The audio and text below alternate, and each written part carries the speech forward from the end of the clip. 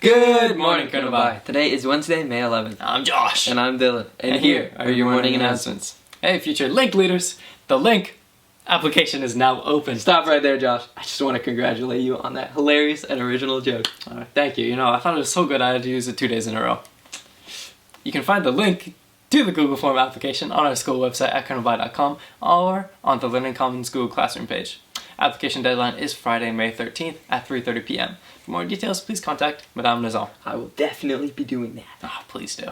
STUDCO Elections are next week, so be sure to support the candidates you feel will best lead CV in 2022-2023. Hey, you're a stud, my co-host. You really think so? I really do, bud.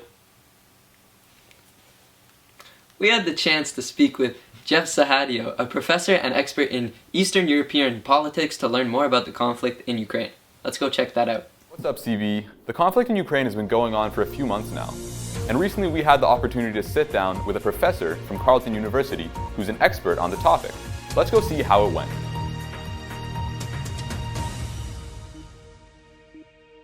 So Professor, thank you so much for sitting down with us today.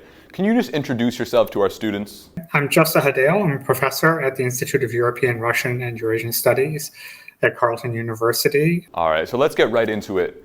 Professor, what have been the most recent developments in Ukraine? So most recently, Russia has decided to limit its war aims to focus on the eastern parts of Ukraine. So instead of what they thought at the beginning in terms of taking the capital of Ukraine, Kyiv, now they're focusing on the eastern part, which is actually where the most valuable minerals and agricultural land is. How has life changed for the average Ukrainian citizen? It's obviously been horrifying for Ukrainian civilians. 6 million Ukrainians have moved abroad, have left the country. But for those who were trapped in and around the war zones, it's a horrifying situation. Of course, we've all seen the massacres of civilians that took place in the cities around the capital, Kyiv.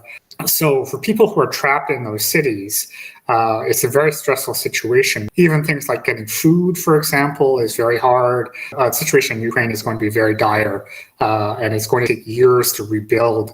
These cities have been destroyed, and the psychological effects are quite huge. Often in Canada, we feel a little bit helpless. There's not a lot we can do, but what are the concrete steps that we can take, both as a nation and as individuals, to help support those who have been impacted by the conflict in Ukraine? The first thing that you can do is really get informed on the situation, watch and listen to various media sources, and helping out either by giving donations. Some people are offering to open their homes to Ukrainian refugees, which obviously a lot of people can't do. But just talking to other people and help take care of the mental health of people from Ukraine and Russia who are suffering in this conflict. Those who have family members who are there, keeping your eyes out for those people and working at the ground level. I think that's a very Canadian thing to do, is just help those who are around us. We will get through this, and wars to end. So we need to not be too consumed with it ourselves, but we also want to turn our energy in a positive direction to helping those around us. All right, well, thank you so much, Professor. That does bring us to the end of the interview. We're now asking all of the students to please go to School Cash Online and donate to help those impacted by the conflict in Ukraine. Special thanks to CV student Simon Lemaire-Plantive for his initiative in starting this effort.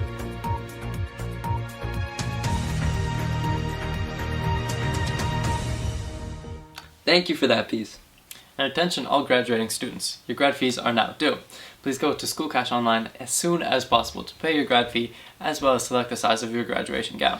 Believe me, Josh, my School Cash Online fee of $35 is in. Perfect.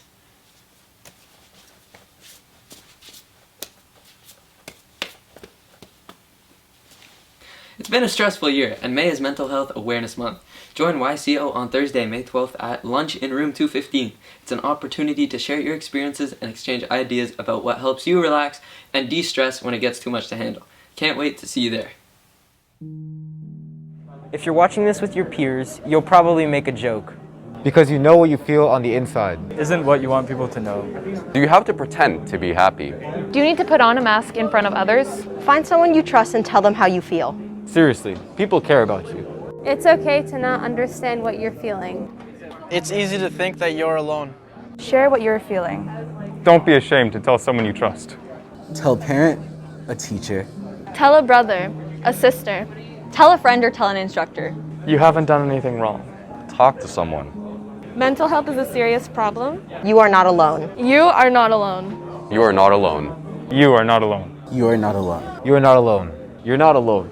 You are not alone. You're not alone. You are not alone.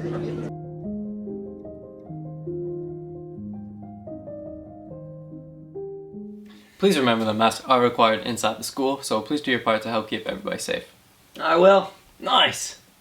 Now, it's time for your favorite segment of the week. Weigh In Wednesday!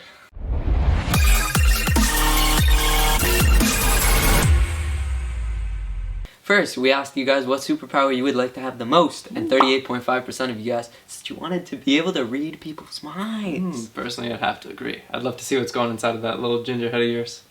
You know exactly what's going on in there, Big J.